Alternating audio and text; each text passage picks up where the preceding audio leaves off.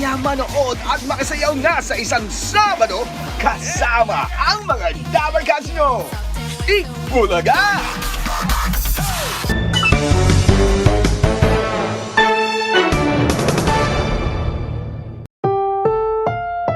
Ang susunod na programa ay rated SPG. Striktong patnubay at gabay ng magulang ang kailangan. Maaaring may masiselang tema, lengguwahe, karahasan, sexual, horror o droga na hindi angkop sa mga bata.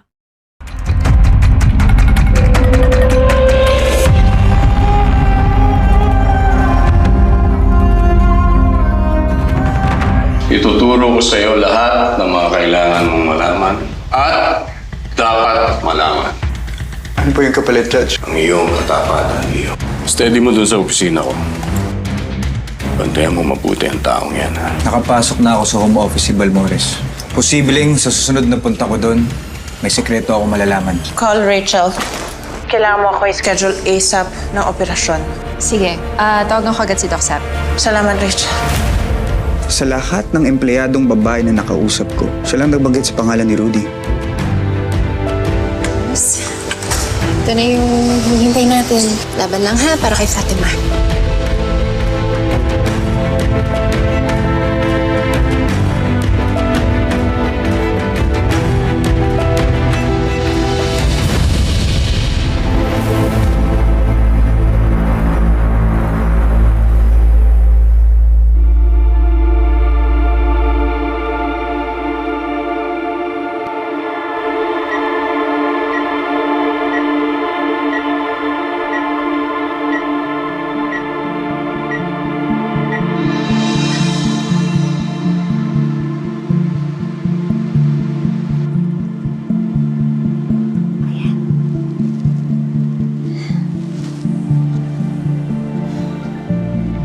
Mercy, dahan-dahan mo ibukas yung mga mata mo.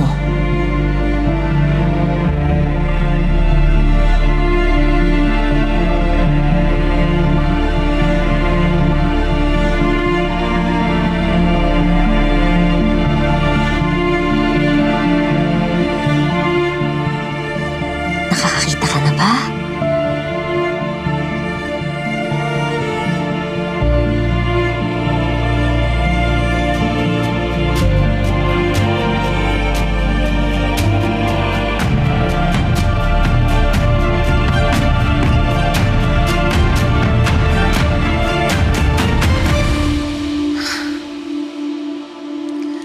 Nakakakita na ako.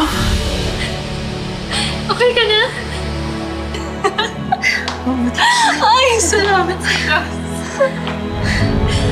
Thank you. Walang anuman, Mercy.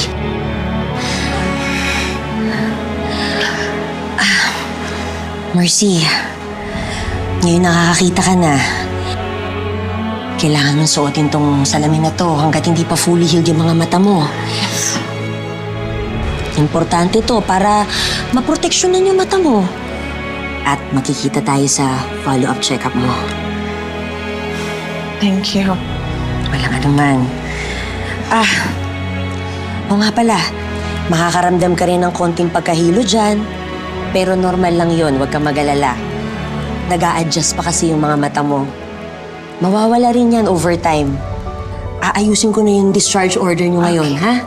Magpalakas ka, Mercy, ha? Kumain ka ng maigi. Thank you. Ha? Sige na, kami mauna na. Grabe, nakakatuwa naman gumana yung operation. Siguradong matutuwa si Fatima. Rachel, kailangan natin isekreto to habang naghahanda tayo sa pag-alis namin ni Fatima. Kailangan kong mamulat sa lahat ng katotohanan tungkol kay Dad at kay Miguel. Mas madali kong magagawa yan kung hindi nila alam na nakakakita na ako. Tama ka. Sige. Sige, Mercy.